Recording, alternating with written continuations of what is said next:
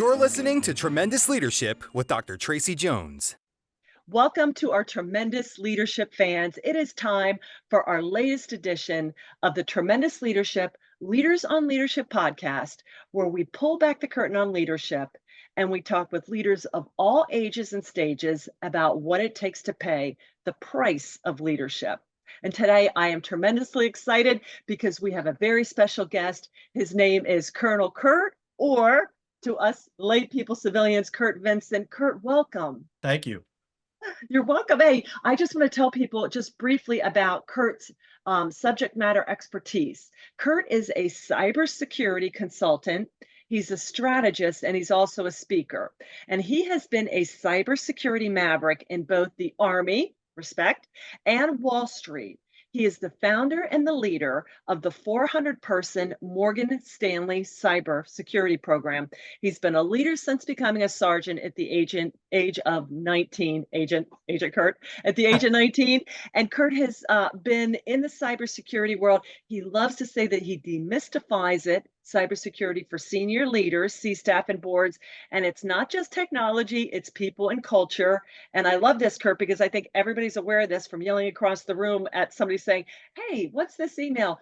Don't open that. Curt says insurance claim data shows that as much as 80% of cyber breaches occur because your employees unwittingly invite criminals into your company or your home. So Curt, we want to talk about all things leadership, but especially about this really great thing that you do with cybersecurity. So again, welcome, Curt. Thank you. It's good to be here. Absolutely. And I like to tell our listeners, give them a brief context of where we connected. And Curt, we connected several weeks ago, correct? Yes, we did. And I think our first correspondence was Curt had come in with an order through our website. So automatically I see how tremendous he is.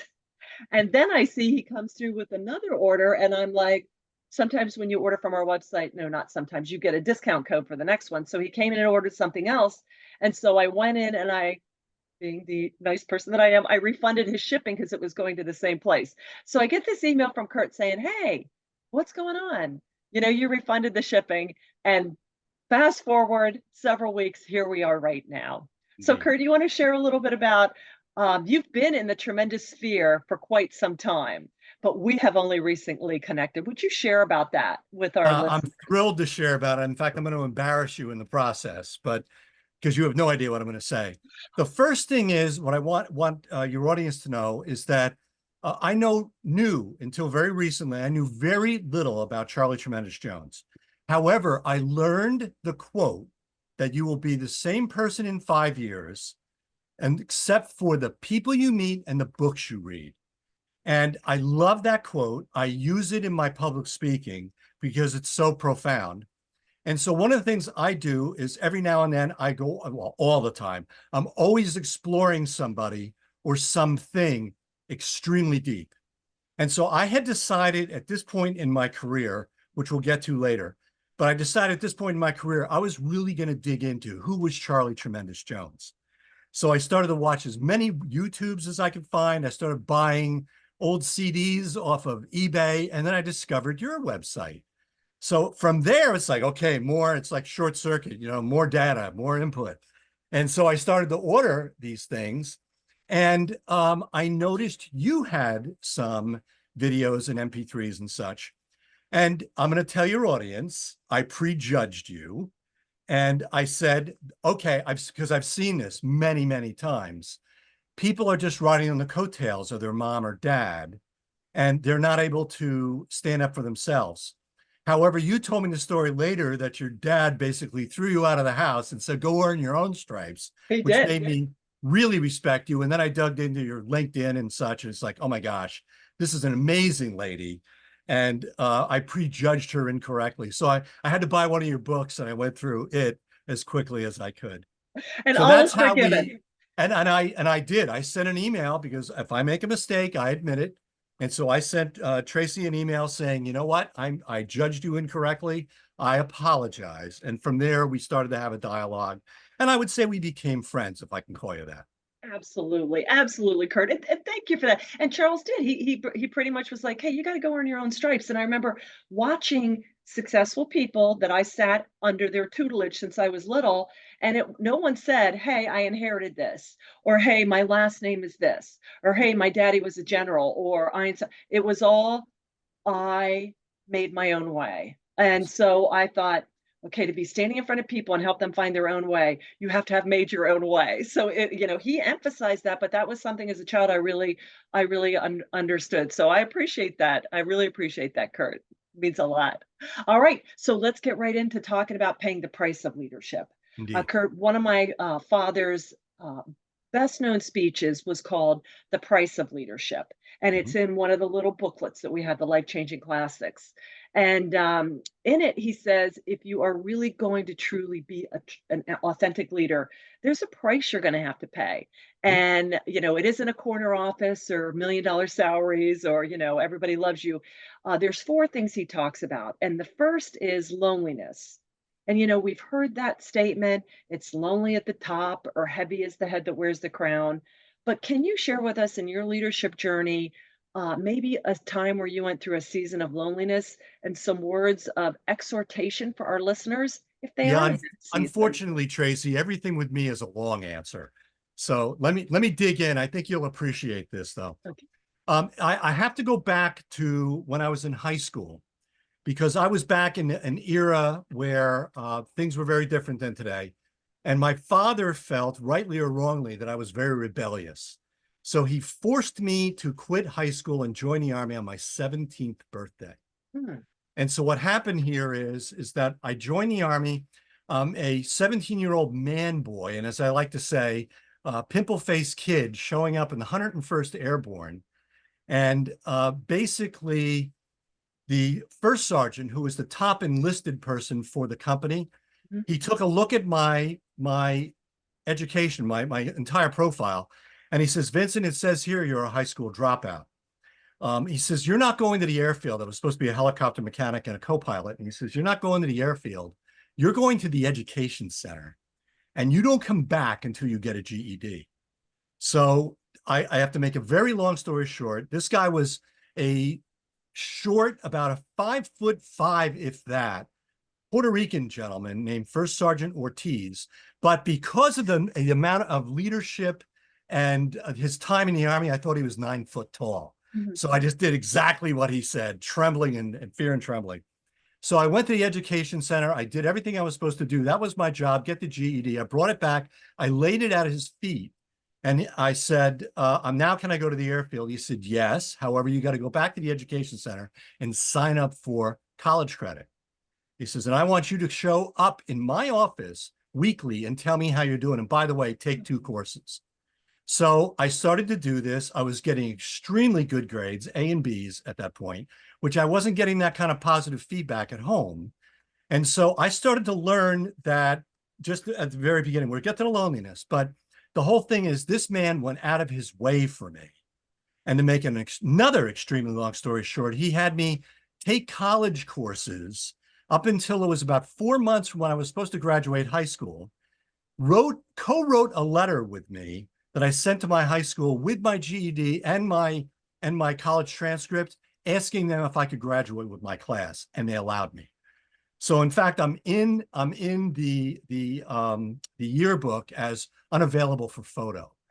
So the reason I'm mentioning this is this was the first influence I got in terms of what leadership is about. It's about making sure you're doing the right thing for the other person. There's no loneliness there. However, because of this individual, I strove to do the very best I could Mm. in this environment and made the rank of sergeant at a very young age, 19 years old. And this is where the loneliness comes in. The very first thing that happened is that I was a part of a group, and then I was picked to lead that group. So I had a very senior NCO come to me and say, you need to disassociate with those people. They're no longer your friends. They now work for you. And you have to, and the one thing I love saying this, he taught me that leadership is servitude. It's not about you. And you're there to make them successful. So I learned that at a very, very young age. And the second thing he taught me is praise in public, rebuke in private. So never call anybody out in front of anyone and pull them on the side and be able to explain, but praise them to the high moon in the same way that First Sergeant Ortiz had with me.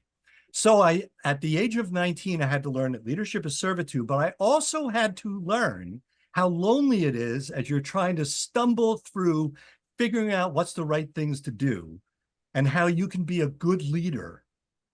And it's very, very lonely. And the idea of just perseverating over particular problems and going and asking senior NCOs, this is long before I became an officer, and to be able to ask, what would you do? And I didn't realize it at the time, but that's what mentorship is about. Yes. And you can cure a bit of loneliness by getting one or more mentors, which I still have mentors to this day, to be able to help you sort things out, but not violating the relationship between what you have with you and the people that work for you. Absolutely. Yeah. Well, I love that you talk to, the two big factors as a young person where you're in a collective with camaraderie are high school. Okay. Yes. You got pulled off from that you got stripped away from that. And Yes. then when you go into the military, as I did, you're in a troop or a barracks together. And if somebody has to fall out or get separated or gets held behind due to whatever physical, or you had to go get your GAD, that's lonely too, because you come in together as a cohort and the goal is to come out on the other side as a cohort. So rather than be so angry about the fact that you didn't get to do the traditional route, like say with your peers, you said, I'm all in. And like Joseph, you just landed on your feet. And I love it. I know Curt is also a dear brother in Christ, and we're going to talk about this. But I was reading Oswald Chambers the other day, and he talks about, burdens are a fact of life. But when we learn to carry them with God, who is our companion.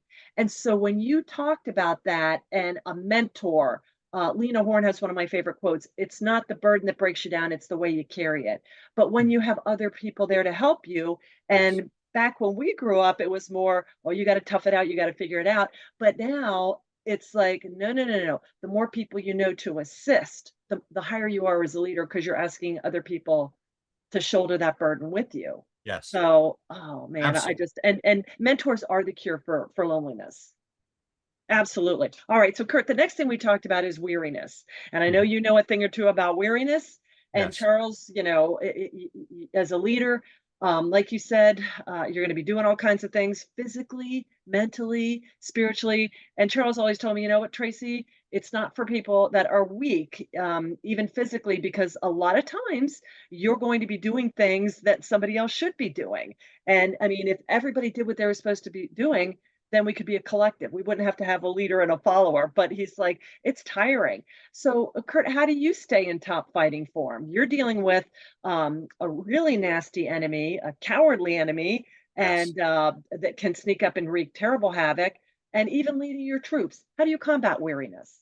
Okay. The story I would tell you there is we have to fast forward a number of years to where I had gotten out of the Army, went to college, electrical engineering, master's, went back in through ROTC and worked my way up through the ranks and ended up into cybersecurity. And now part of what I like to joke was that I had planned to get into the recording business. You can see all the stuff behind me in the recording business, and had planned to use my engineering degree to be able to do recording and touring, which I did all of that in college to put myself through.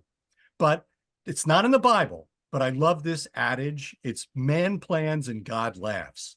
So at the end of college, I ended up back in the Army and ended up in a cyber, which I didn't expect. And you used Joseph as an example. It's like being thrown in a cistern, but ending up as number 2 in Egypt later on, but you can't see it at the time. Right. So after the Army career, I ended up getting picked up on Wall Street as a technologist, because back in the 90s, Wall Street was trying to figure out the latest technology as best it could. And so I did some consulting and got picked up by Morgan Stanley. And the guy I had done work for, the top technologist for 6,000 people that were all technologists, he said, he says, I really think this internet thing is going to be big. And, nobody had a vision of where it was going to go, but this guy did. And he said, I think it's going to be big. I want you to build a group. Here's 6 people. Keep hiring until I tell you to stop. Well, this is where the weariness comes in. Because if I was going to take 6 people that I had to first convert to my way of thinking, that's job number 1. And then number 2, start hiring like crazy and be able to put in place my philosophies, which are not mine. They're from reading books like from your dad and many, many, Earl Nightingale, all these greats. Why try and reinvent the wheel? Then the thing is that you've got to have a team that can help you grow a larger team and to get what I would call something equivalent of a movement going as opposed to fighting. So where it became really weary is telling people the one thing that I put into place is that as we hire, if you hire anybody that is not smarter than you, I will fire you. And the reason I said that was I got 20 years in the government and I've seen the DMV and the post office and such. And usually you hire people that you can control, people that you're better than. And I didn't want to grow a large organization of people that were trying to maintain a control. So I taught the initial team, and as we grew, we would have leadership sessions for the people that showed leadership potential, and we'd grow them internally. But we would explain how leadership works. And the one thing I said to folks is that there's 2 ways to get promoted. One, you can either stand on people's head and climb over the wall and you are successful, or they can lift you up and make you successful. And that's the way we tried to grow it. But you want to talk about weariness, to be able to try and convert people to a different way of thinking, especially on aggressive Wall Street and abrasive, to be able to get people to say that, people to understand that this is going to be our culture. We are not going to be like everyone else on Wall Street. We're going to be different. And we were. But you want to talk about weary and being lonely at the same time? That's the one. Because you can find very few mentors when you're trying to do something different. Right. Well, 2 books I'm reading. One is and it's been around. It's sold millions and millions of copies. God's Plan for Evangelism. I'll get the right link, but it's all about Jesus picking the 12, and that was it. How he got their buy-in, how he got their loyalty, how he got them, and it wasn't about him going and healing people, although he never shunned mass ministry, but it was all about that core. Leadership is about, like you said, getting that 6, because then that 6 gets their 6, and that 6 gets their 6. And that's how you grow, like you said, a movement. The other book is that you talked about, Stephen Sample. He was the 10th president of USC, The Contrarian's Guide to Leadership. And wow. in it, he says, the problem with organizations and leadership is A, people hire A minus hire C hire D. Bingo. Okay, I'm sorry. That's just the way it is. That's not being mean. Look at any organization. And his thing was, you have to be incredibly intentional about hiring. You can't even hire yourself. You have to hire above you, right? Men say, Yes. I married up. You got to hire up, if you want this thing to really do it. And I love that you said that. Yeah, because otherwise, the way we did it. Yeah, you don't have enough energy. You have to focus on your core, because otherwise it is too, and I think that's one of the biggest leadership pitfalls we fall into. We have to be everything to everybody. We have to be available to everybody. We have to be there for everybody.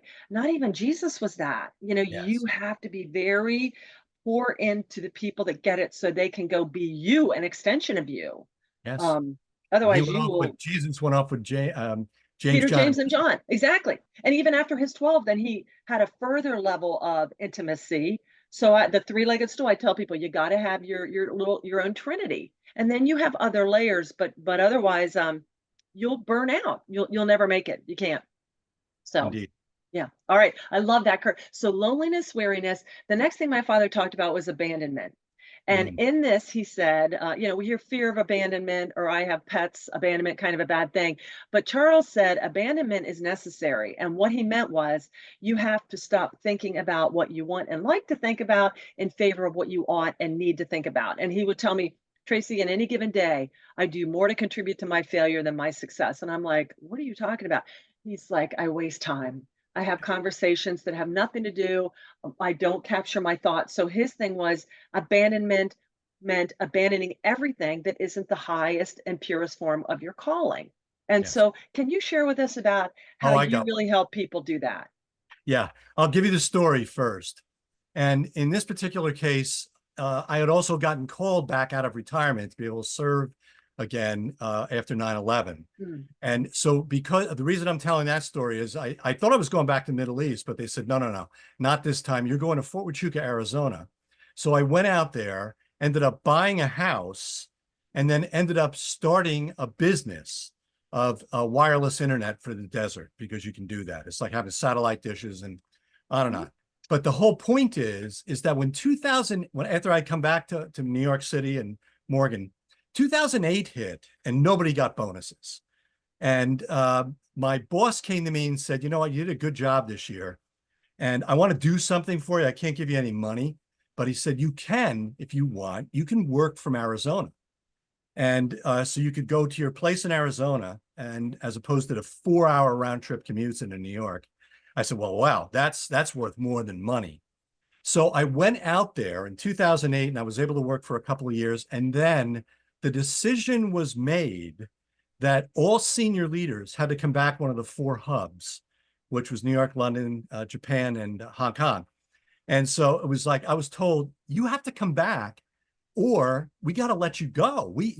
There's no exceptions here. And I had just taken and really put a lot of money into this business in a year and a half prior. And my business partner, I couldn't leave him. So I made the decision to take early retirement from Morgan and stay in Arizona. But the feeling of abandonment, going from a Wall Street salary to a minimum wage job at a college, because I was doing a startup. Yeah. I felt totally abandoned. I had lost complete hope of, I'm doing the wrong things. I'm not doing what you want, God. But you brought up Joseph.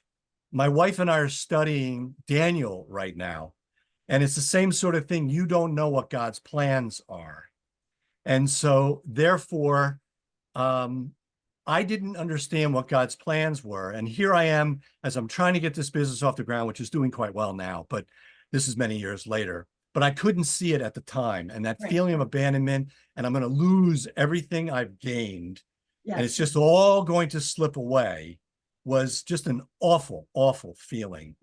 And I didn't dig myself out. I was led to being dug out. And then different opportunities presented themselves. Like I was brought to the world's largest hedge fund in Connecticut. And I was brought for 6 months. This is over 10 years ago. And this is when I met Maria, my wife. And I ended up staying in Connecticut. And life started to change, ended back up on Wall Street again with different organizations like Bank of America and such. And life started to take on a different feel from what it had been.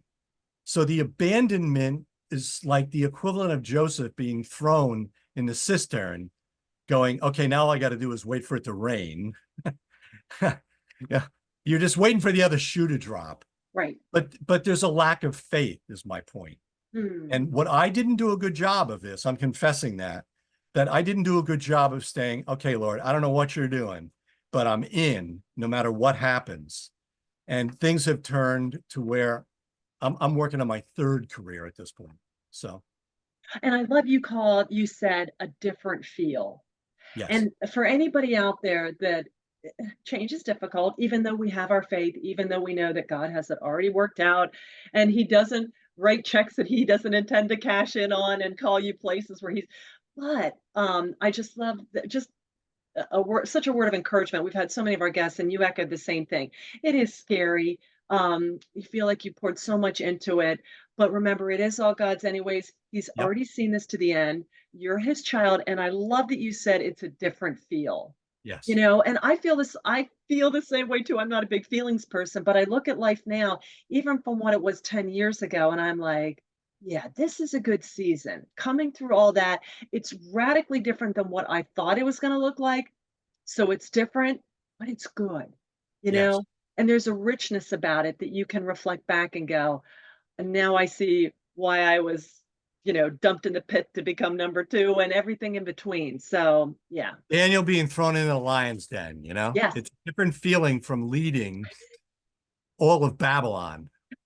Yeah. A little different. And I'm going to see Daniel at Sight and Sound. You're outside of Philly, correct? Yes, I am. And Okay. my wife and I have tickets and bringing a relatively new believer with us out to Sight and Sound to see Daniel in August. That's why we're going through the book of Daniel at home in extreme detail to get Man, ready that for and the, Ezekiel, it's like, well, yeah, Ezekiel's my thing, but yeah.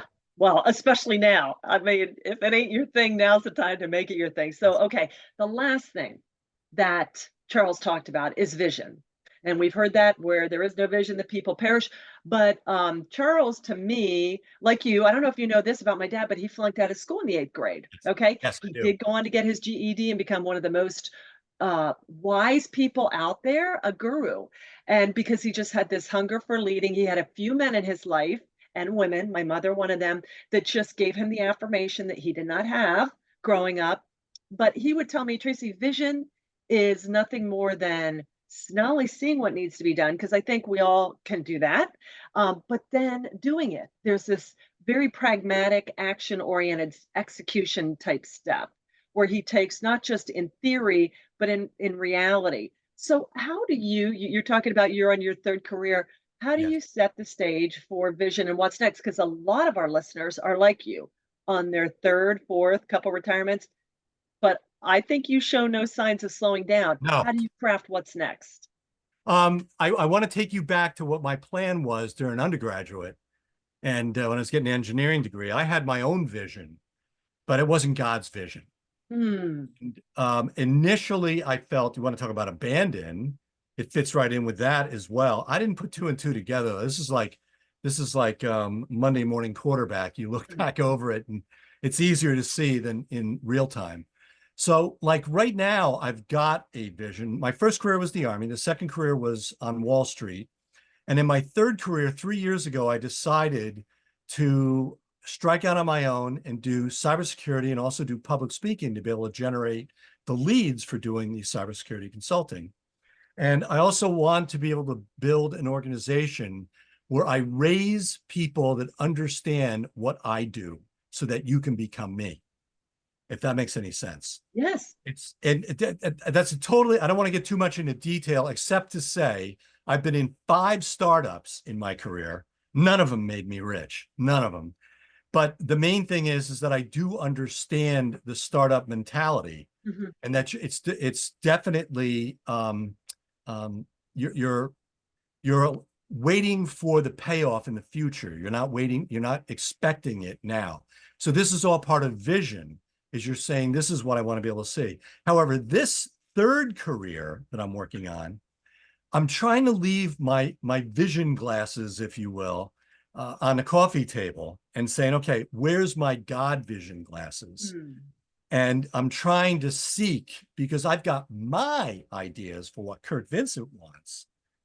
Yet, what am I supposed to do? And I'm not quite sure of that. So what I'm trying to do now, and this is why I take you back to my first vision of working in the recording business, but to be able to be aware of when the Holy Spirit's moving, when you're meeting somebody you didn't expect to meet. I didn't expect to meet you. I just wanted to buy some books and material off your website, for crying out loud. And here you've taught me humility, as well as I'm gaining a lot about the knowledge of your dad. And I want to make a digression here and say that your dad dropped out in the 8th grade. I know the story, and also how he ended up in work. But that's where that quote that he said about reading. And I go through I do a lot of audiobooks. You and I talked about that in an email. But I do that because then I can do it while I'm mowing the lawn, driving, et cetera. And I can consume a whole lot more. So I do probably close to 24 books a year in that regard. But there's another person who's a little on the notorious side, but Frank Zappa. And Frank Zappa, I'm gonna change the quote a little bit to make it PG. But he says, if you want to meet a girl, go to college. If you want an education, go to the library. And the whole point there is that you're not going, you got to be focused on the vision of what it is you want to learn. Yeah. And Yeah. then you consume a lot of books like your dad said, and your dad did, to be able to use that as fodder so that you can be the vision that's designed for you can become more clear, and you've got the tools so that you can affect that change in that vision. Well, I love that you talked about, what's next. Vision has that future element. There's the past, and we learn from the past. There's the present. We want to be mindful and enjoy and be aware where the spirit is leading us. But vision is the future. And if you don't have that looking forward, and it's why I wrote The Art of Tremendous. Uh-huh. So it's not my dad. It's how if you do these things, then you get to be tremendous too. Yes. It's you can carry the moniker just like tremendous Colonel Curt is carrying the moniker on. So I love it. Yes. And I'm interested to see what this next chapter is, brother. Very Yeah. excited. Thank Yes. you. I'll keep you posted on that. I have no clue. Yeah, I'm with One you. day at a Isn't time. that beautiful though? But that's how you can be, like you said, talking about serving. But you know what? Again, and then the tendency is, well, I'm going to go reach for my glasses again because I got to know what's going on. No, you gave it Right. to God. God to put the glasses on you when He needs you to know. Until then, just be present, be mindful, fall deeper in love with Him, and He'll make it clear when the time is right. So, but Yeah. it's hard for people like us. And I'll give you one more piece if I may, and that is at the tender age of 68, I've learned the difference between praying and meditating. Now, I didn't really, just like I've learned, I think I shared with you on an email or whatever, there's a huge difference, I'm not going to go into it, between presenting and public speaking. Huge Yes. difference. And I didn't realize that until 3 years ago. But there's also a difference in terms of, what am I trying to say? Senior moment. I'm gonna have to. Well, with the praying and the Oh, thank you, meditating. thank you, Yeah, yeah, thank you. yeah, This yeah. is huge. This is huge, and I really want people to hear this. It was put to me in military terms very recently by a friend that says praying is like transmitting. You're transmitting, and of course, anybody that's been around prayer knows that prayer is not supposed to change God. It's supposed to change us. Okay, got that.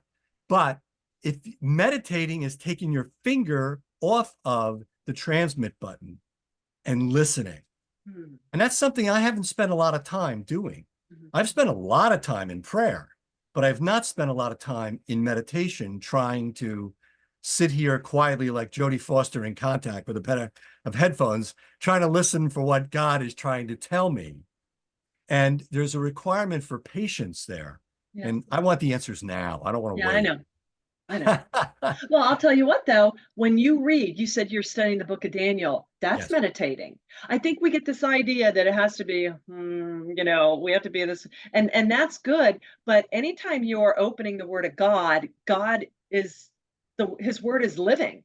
And the Holy Spirit is speaking, if you open your mind to that. So I think you're meditating a whole lot more than you may think you are. Well, thank you. I needed to hear that. Yes, sir, brother. That's what I'm here to exhort you. So, okay, Curt, we covered loneliness, we covered weariness, abandonment, and vision. Such a robust discussion, and thank you for sharing your personal journey with us. Is there anything else regarding leadership, because we're all things leadership here, that we haven't touched on that you would like to share with our listeners? Absolutely. The one thing we did not talk about is ego. There's a massive, massive difference between ego and self-confidence. Mm, Ego is about you. Self-confidence is about the tools you've been given one way or another, or in faith.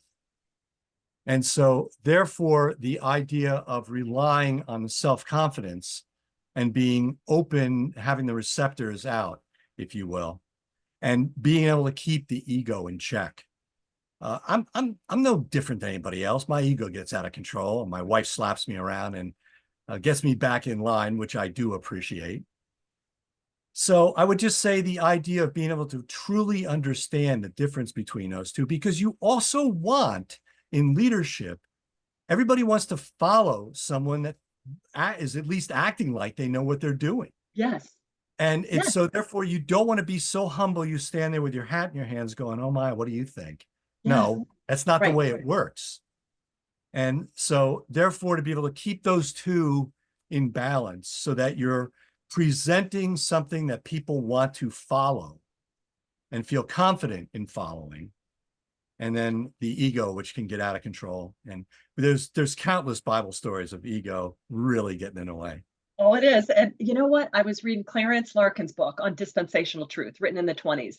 And one of his points is the Bible has to be inspired by God because nobody would write a book so damning of their own culture, race, and civilization as True. the 44 authors of the Bible. We'd only put about the good stuff, Yes. but he's like, when you, and I was like, not that I have any doubt that it is the revelation of God, but I mean, who else across the history of time would write about the Jews writing about their horrific failures and how Yes. they turned and David and the gross moral sins and Yeah. Moses and Esau and Cain and I mean it just goes on and Sure. it's just and the other thing I think about is Paul outside of Christ is to me the leadership of Paul and Romans 8 in my spirit I want to do right but my flesh I can't help myself and so we have to struggle with that as leaders. We still are part of this earth for now, even though we're regenerated. We have victory, but we still have that old sin nature, which, what does he say? It causes me to do everything I don't want to do. And That's we right. can't do a Flip Wilson. Well, the devil made me do it. You know what I'm saying? Yeah. Because we still have control. But I think about what you said, and it's always, and I think the other one is new levels, new devils. I think as you continue to grow in your faith and knowledge, the devil has to get very crafty in finding new ways to seduce you or wear you down or depress you. And yeah, you got to stay in fighting force, as you know, sir, who's Yeah. been fighting bad guys his whole life. Yes. Pretty much. Pretty much. Yeah, well, I love the thing on ego. Yeah, that's the root of everything. All bad things start with pride and ego. So yeah, brother. All right. Well, Curt, how can people get in touch with you? You said you're a speaker and you like talking to different groups. There's Yeah. anybody out there in a corporation. Do you do speaking at events or trade shows? Absolutely. Yes. I've been trying to focus more on senior leaders and boards, only because of the fact because boards are now being held accountable. They can be fined and go to prison if they are not showing fiduciary responsibility with Right. cybersecurity. So I focus more now on leaders. And my big thing is I demystify. What do I mean by that? You get 50 cybersecurity people together and they want to talk all the geeky stuff. And so therefore it frightens CEOs and presidents and such. And I boil it down to where this is not hard. We need to be able to talk about this and break that down. So that's what I do. And the easiest way is really simple. It's curtvincent.com. And that's where my speaking site is with contact data. I love it. You And also that's have what an it's for. email of dry bones. You want to talk about that? Yeah, I do. I do. Funny you should mention that too. We dry bones is really important to me. It comes out of Ezekiel 37, a vision that Ezekiel had. And for those who are not familiar with it, I'll tell you in 30 seconds, God gave a vision to Ezekiel and showed him a valley full of just skeleton bones. And they represented the people of Israel who were no longer following God. And God brought him to this valley in a vision and says, can these dry bones live again? And Ezekiel answered, only you know, God. Well, he says, well, guess what? You're going to help. And this is what you're going to do. And the dry bones, then through the story, they come together and then muscle sinew and they become human being again as they get watered through the word. So the word dry bones is really important to me because it represents a second chance. And so what we did was my wife and I, when we bought this place in Pennsylvania, this is my 23rd move. And as I told Maria, I said, I'm not moving again. Right. They're taking me out of here with a toe tag. That's what my husband says about this house. He says the only way I'm leaving here is in a casket. Yeah. You and I would agree. So we're doing that, but we named our place Dry Bones Farm. The only thing we grow here is old. And the reason I mention that is that on the property, we have a small, we call it a barn, but it's more of an outbuilding, and I'm building a recording studio in there as a place where I can do music, recording, Bible studies, whatever I want to do in that facility. But that's why dry bones is important to me, because the barn is actually the Holy of Holies. Yeah. Well, we'll put the link there for those of you not familiar with Ezekiel. There's a couple different animated things on YouTube that I remember the first time I saw it. And, Ezekiel wasn't one of those ones you dwell on, not anymore. I mean, I was just mesmerized. Talk about regeneration through Yep. Christ, even before Christ had through the word, in the beginning was the word. So, all right, brother. Well, to our listeners, just Curt, thank you. Get in touch with Curt. Curt, you got to write a book too, friend. We'll talk I'm about that working on after. Okay, good, good. Glad to hear it because we got to hear your word too. But thank you so much for sharing your wisdom with our listeners. And just so thankful that we connected. Glad to hear you're close by. And I look forward to many more tremendous interactions with you. Absolutely. Thank you so much for having me on, and I hope the words were encouraging for some. They absolutely were. To our listeners out there, if you like what you heard, please hit the like and subscribe button. If you would do us the honor of a 5-star review, that helps other listeners looking to pay the price of leadership know that this is a great place to come for resources and advocacy. And as Curt said, remember, you're going to be the same person 5 years from now that you are today, except for two things: the people you meet and the books you read. So keep them both tremendous. Thank you so much for paying the price of leadership. Have a tremendous rest of the day. You too. Thanks. Bye-bye. Thank you for listening to Tremendous Leadership with Dr. Tracy Jones. Find out more about Dr. Jones at www.tremendousleadership.com.